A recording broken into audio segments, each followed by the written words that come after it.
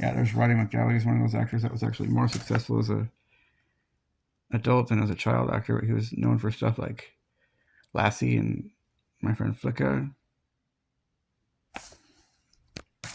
He has a Western comedy about has to do with the gold rush. Oh, and there's Suzanne Plachette again. And he was a gentleman's gentleman or something. Yeah, Roddy McDowell is more famous as an adult, more successful as an adult as an actor. He played Cornelius in Planet of the Apes. And he has to, and it kind of comes down to this boxing match with some big bully. And the Snowmobile, that's another movie with those kids from Mary Poppins. Sadly, Matthew Garber, I think, died when he was about 21 years old in 1977.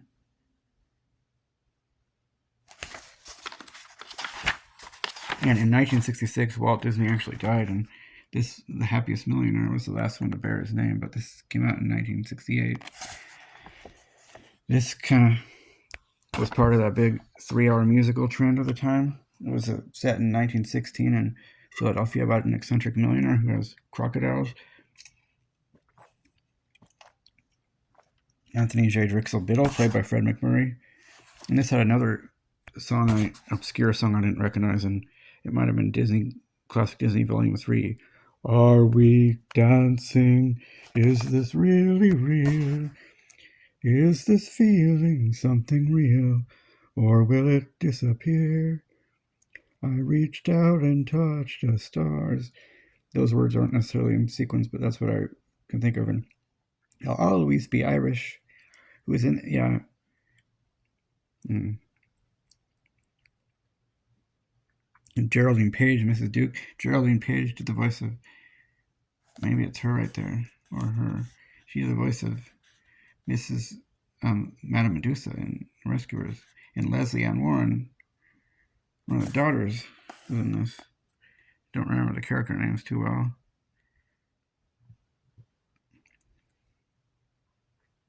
But they were sure dressed flashy. They were in House of Millionaire. People were. It was a high class circle. And it's basically sort of a true story. Now we're going into the days without Walt. There's Blackbeard's Ghost, was a comedy about a track teacher who accidentally summons the spirit of Blackbeard and to help him with the track team and to fight local crime involving a casino. And he wasn't such a bad guy. He was kind of wimpy. That's Blackbeard. That's Peter Ustinov. He was another famous actor of the time, and he was the voice of Prince John and Robin Hood. And now I'll show these more in color. You can see better.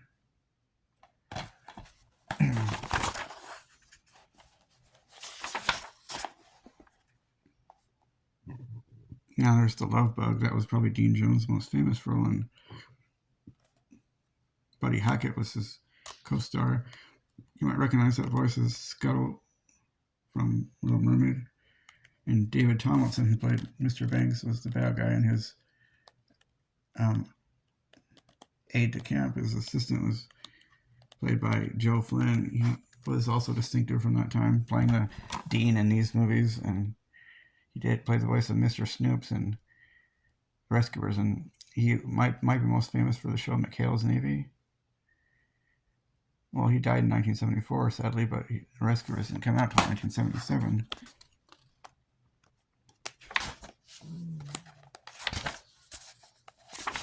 And now when we get into 1970, interestingly, it's what they call the Dark Age of Disney. There's Escape to Witch Mountain, Freaky Friday, kind of precursor to the body switching comedies.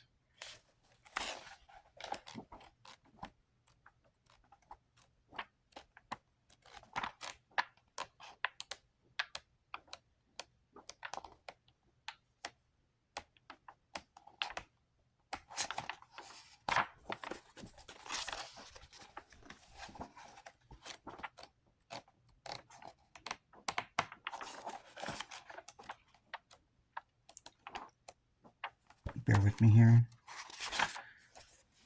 The one and only original Genuine Family Band. That was a true story about a campaign in Nebraska in 1888. And another song I remember, 10 Feet Off the Ground, from the Disney classic Disney collection. Who invented music? We'd like to shake his hand. And that also has Kurt Russell and Walter Brennan and Buddy Ebsen, Leslie Ann Warren, and John Davidson, who was like the young love interest in, what was that called? Oh, The Happiest Millionaire. Everybody puts a part in it. Everybody. That's how music magic is made. Never a dull moment, kind of a mix-up fiasco comedy with Dick Van Dyke, an actor mistaken for a notorious killer in a museum robbery. A Horse in the Gray Flannel Suit, that was a...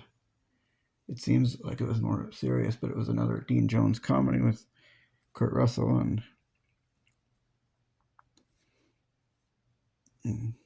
about a single father and him getting a horse for his campaign, and he calls him Aspercell, names it after a client's product, and it gets involved in races and stuff. The Computer Wore Tennis Shoes, that was predecessor to this one. There were 3 movies about these college kids, and he was a genius, kind of a clumsy too, and in The Computer Wore Tennis Shoes, he accidentally gets infused with the school's computer and becomes a walking computer.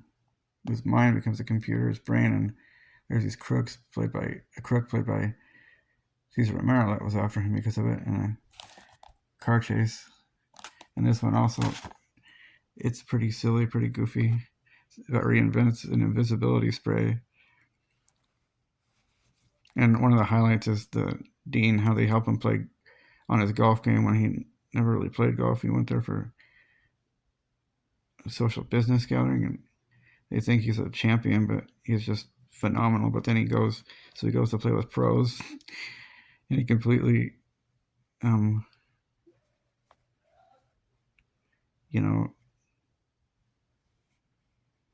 totally stinks and fouls it all up. He even ends up on the beach getting attacked by a wave, seaweed on him. It's like they did that later in Happy Gilmore when he was on the beach looking for a ball. But yeah, A.J. Arno and his goons were up after that formula again, and another car chase scene. These movies were kind of cheesy, silly, lightweight comedies with a car chase. They always seem to have a car chase.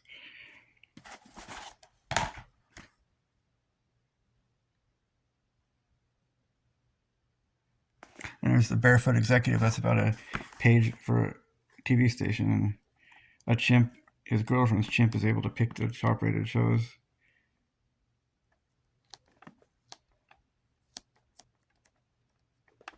Kurt was only 19 years old here.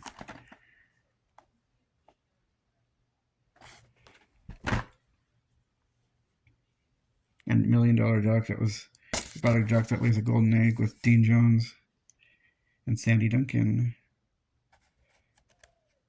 Nice, I don't.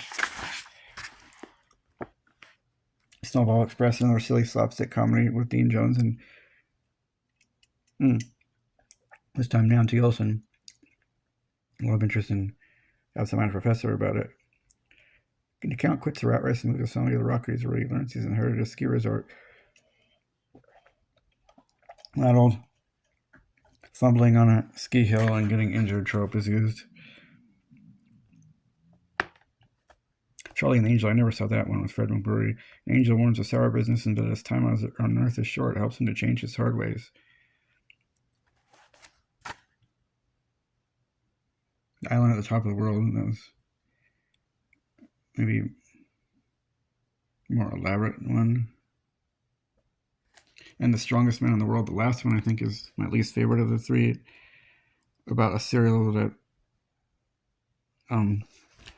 is infused with something that makes people super strong, and the people who eat it, and Kurt Russell's character becomes the strongest man in the world and ends up, being able to bend streetlights and like pulls doors off when he opens them or something. And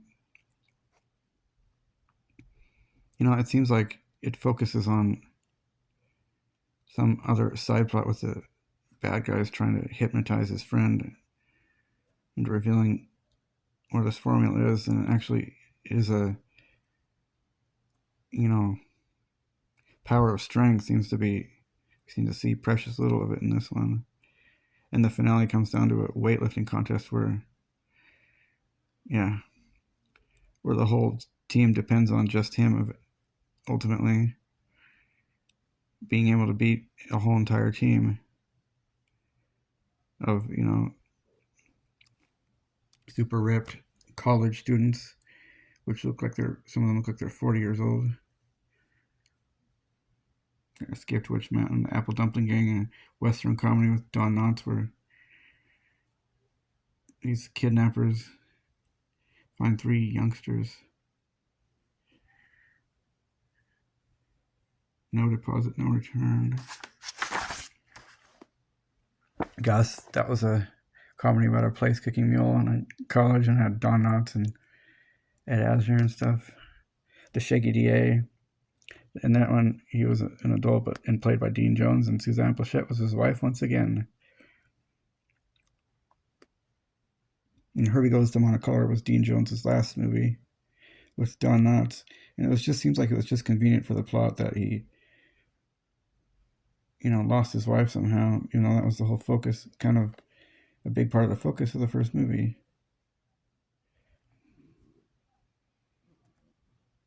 And Pete's Dragon, finally. That seems like it would have been a critically acclaimed movie, but it wasn't.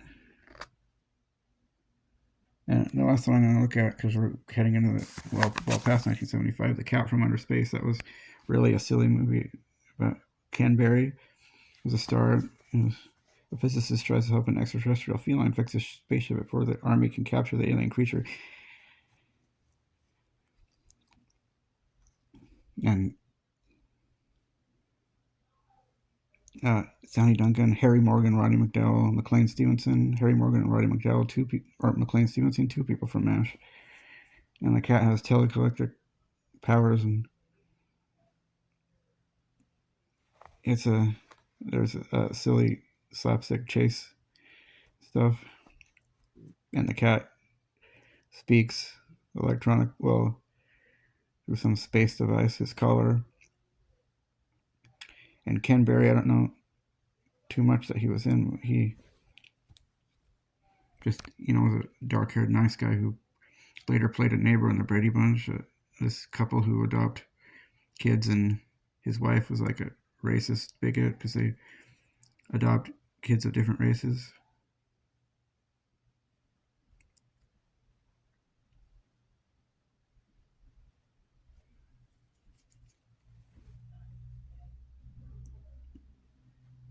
And it helps with a pool game with bad guys for kind of crooked people in a pool hall, and helps their basketball team win a game just when they're watching on TV. And a little spoiler, the ending's pretty silly. It's sworn in as a citizen of the United States. It kind of reminds me of Mac and Me, that in some ways. All right, hope you enjoyed that trip down the retro live action Disney alley.